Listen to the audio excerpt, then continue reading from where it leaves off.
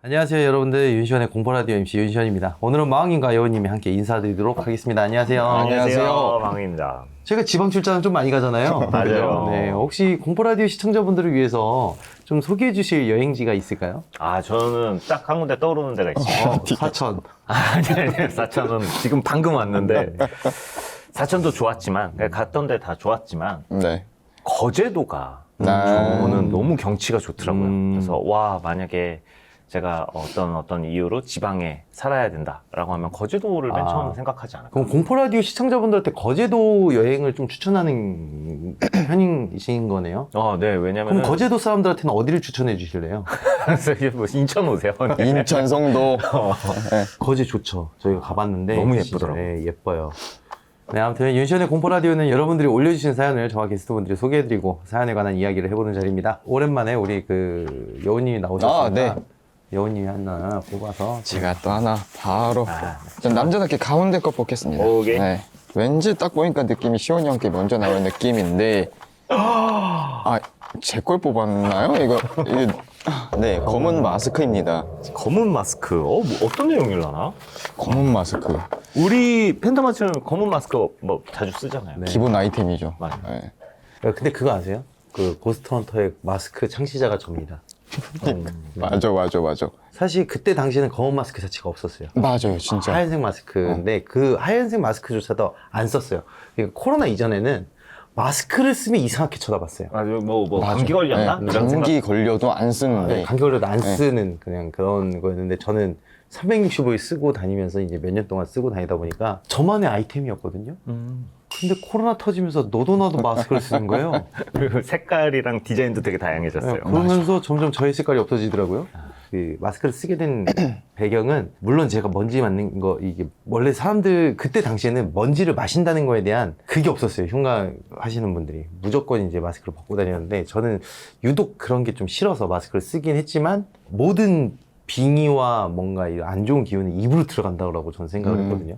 최대한 막아야 된다라고 생각해서 했던 그런 게 있죠. 우리 여우가 마스크에 대한 이야기를 한번 해보도록 하시죠. 네, 그러면은 이야기를 시작해 보겠습니다. 바로 구독해주세요.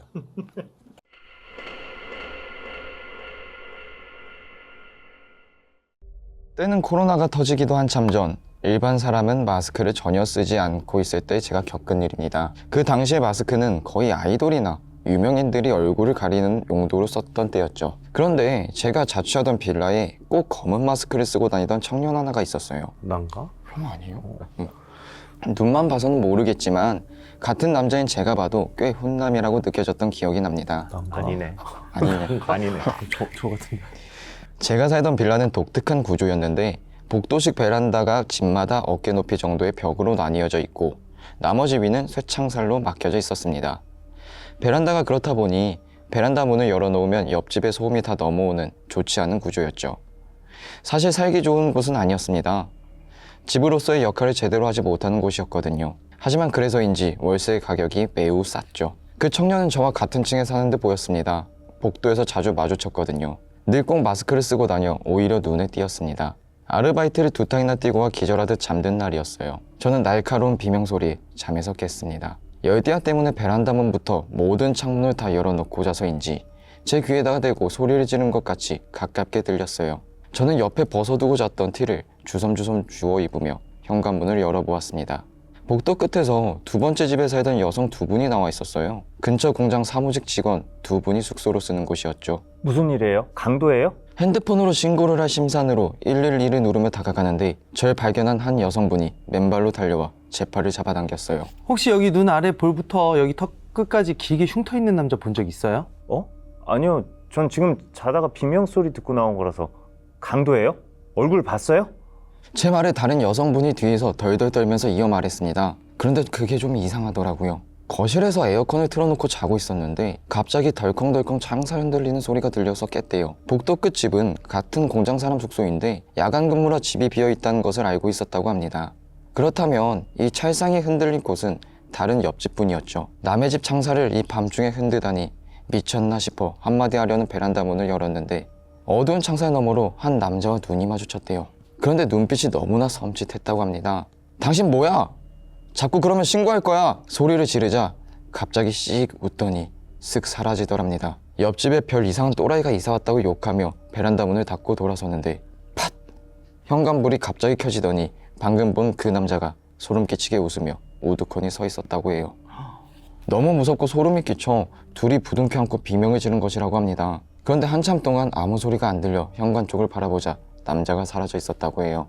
저는 겁에 질린 두 분 대신 옆집 문을 두들겼어요. 저도 사실 조금 무서웠지만 가뜩이나 불안한 집 구조인데 왜 사람을 겁주나 싶어 화가 좀 났거든요. 그런데 문을 열고 나온 사람은 연세가 많으신 할아버지셨습니다. 여기서 계속 사시던 폐지 줍는 할아버지였어요. 할아버지, 혹시 손주나 뭐 다른 젊은 남자랑 같이 사세요? 아니 나 혼자인데 왜 야밤에 이 난리들이여?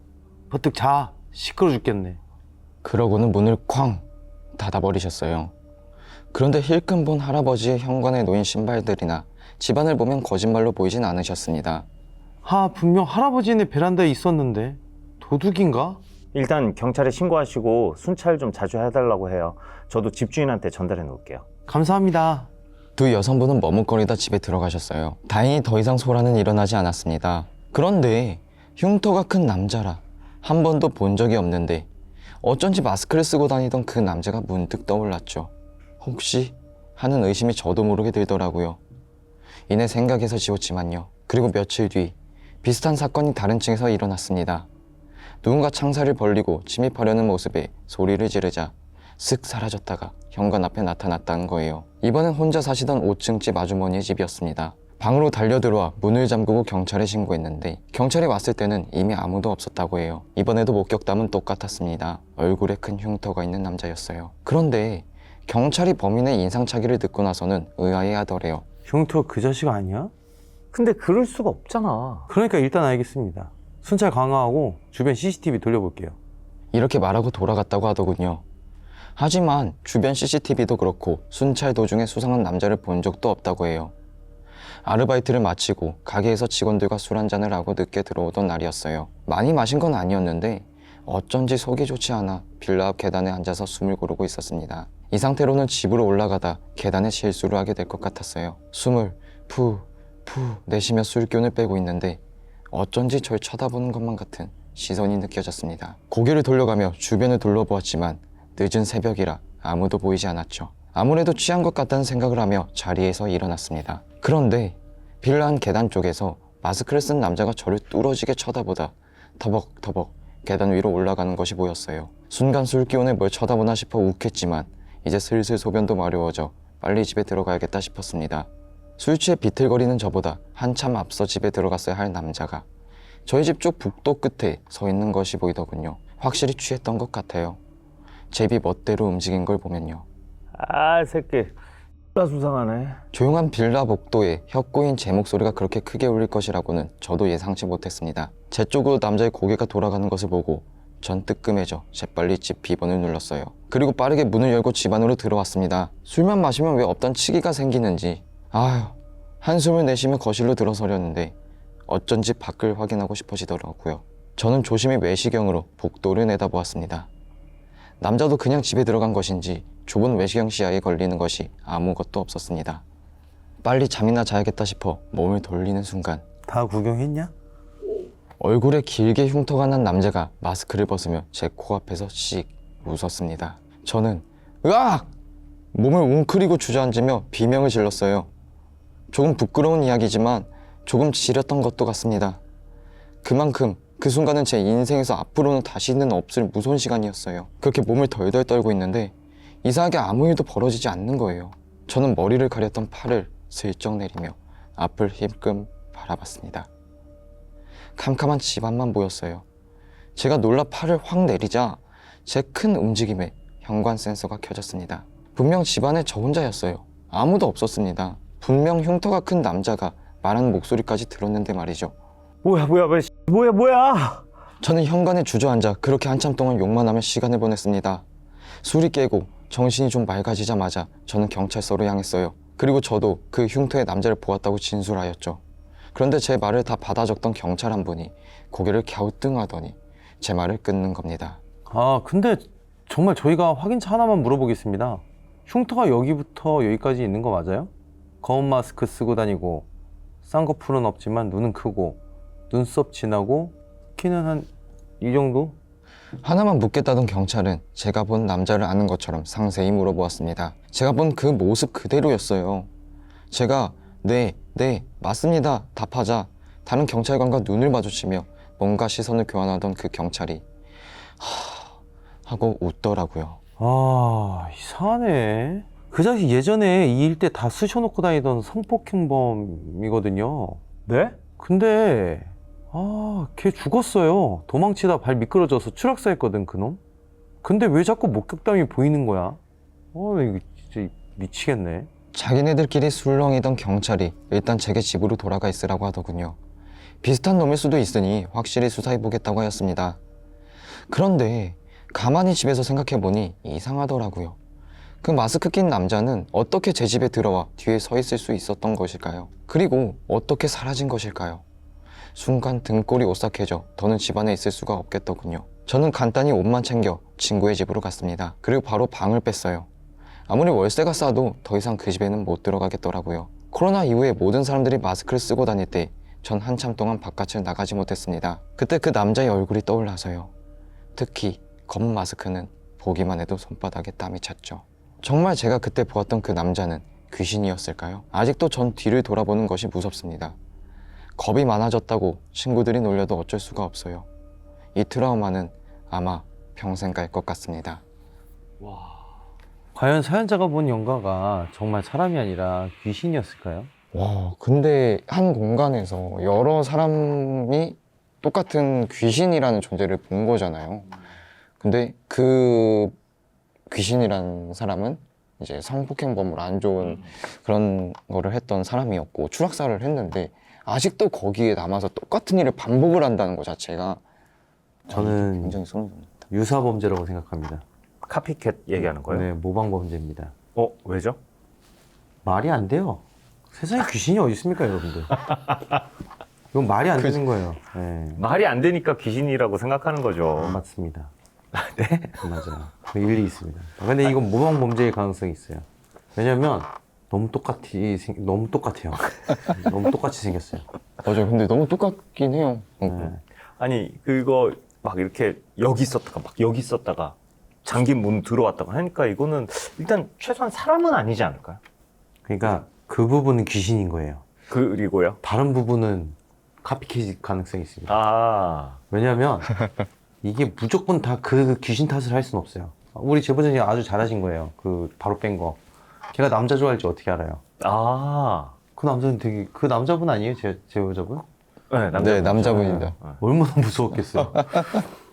잘하셨어요. 그러면 왜 그 빌라에서 떨어져서 죽었나? 왜 그 빌라에 그 층층마다 그렇게 괴롭히는 거예요? 제 생각입니다. 카피캣일 가능성이 있어요. 아니 근데 이게 그 지리학이라고 하면 좀 이상하지만 변태가 한번 출몰한 동네는요, 걔를 잡아도 다른 변태가 생겨요. 또 걔를 잡아도 또 다른 유사 변태가 생깁니다. 이게 되게 신기한 게 지리학이 문제인지 아니면 사람들이 뭐 그런 류의 이제 문화가 형성돼서 그런지 모르겠지만 같은 범죄가 좀 같이 계속 발생하는 구역들이 좀 있는 것 맞아요, 같아요. 맞아요. 그래서 만약 이 빌라가 사실 이제 오래된 건물이잖아요. 아무리 범인을 잡았어도 그 허점은 누군가는 계속 발견할 것 같아요. 아, 그래요. 저 배관 타고 가서 이렇게 가서 조금 흔들면 저거 나서 빠지겠는데? 라는 걸 과연 그 변태 한 명만 발견할 수 있는 허점이냐? 아니면은 이제 잠재적 변태인데 지나가다가 무심결 봤는데 그 허점을 볼 수 있는 큰 허점인 것이냐? 그래서 봤을 때 저는 이건 현실적으로 봤을 때는 조심해야 되는 거. 구조적인 문제일 수도 있다. 네, 그렇죠. 건물은 쉽게 바꿀 수 없으니까. 그쵸. 그럼 만약에 귀신이었다면은 거기 그런 집 같은 경우에는 약간 좀 그 이사 가실 때 벽지하고 장판 같은 거 싹 하고 그 다음에 좀 뭐라 그러지 십자가 같은 거 좀 많이 달아 놓으시고 그리고 창문 방범창이랑 한 번 더 점검하시는 게 가장 좋다고 생각합니다. 근데 이제 이 또 검은 마스크 낀 놀래키기만 하잖아. 어떻게 막 공격하거나 지금 또 그런 건 또 아니잖아요. 그냥 쓱 서 있고 보기만 하고. 그게 변태들의 관음증 이렇게 보는 거. 보는 거하고 즐기잖아요. 즐기는 거. 네. 깜짝 놀라면은 걔가 이제 막 두려워하는 걸 되게 좋아하고 막 그러잖아요. 어떻게 생각하세요? 저요? 뭐 제가 그런 마음이 없어서 왜 그러는지까지는 모르겠는데. 왜 이런 부분에서 모르는 척을 하세요? 알고 있는데. 알잖아요. 다 알잖아. 어떻게 알아요, 우리가 그걸? 모르는 성식 다 알고 계시는데 왜 여기 부분에서만 항상 아니 그 범죄자의 심리를 내가 어떻게 아냐고요. 어? 저는 이제 그거는 좀 특이하다고 생각했어요. 제보자님이 이렇게 외시경으로 이렇게 바깥을 이렇게 봤는데 다 보니까 다 구경했냐? 이렇게 비아냥거렸다는 거. 이게 본인도 이렇게 계속 몰래 보던 사람이라서 좀 그렇게 얘기한 게 아닐까? 라는 생각이 들었어요. 그러면 이 영화의 구체적인 목적은 뭐였을까? 곰곰이 생각해보면 그냥 자기 죽어서도 자기의 그 무언가를 충족하고 있는 느낌이랄까? 아, 뭔가를? 근데 왜 하필 할아버지 집 창살을 흔들고 있었을까? 그러니까. 내가 볼 땐 얘 남자도 좋아해요. 다 좋아하는 것 같아요. 네. 그냥 이제 보는 거 자체를 즐기나? 여기서 이제 느낄 수 있는 건 이제 더 이상 남자들도 안전하지 않습니다. 아, 항상 창살 조심하시고 현관문 꼭꼭 2번, 3번 잠그시기 바랍니다. 큰일 납니다. 네.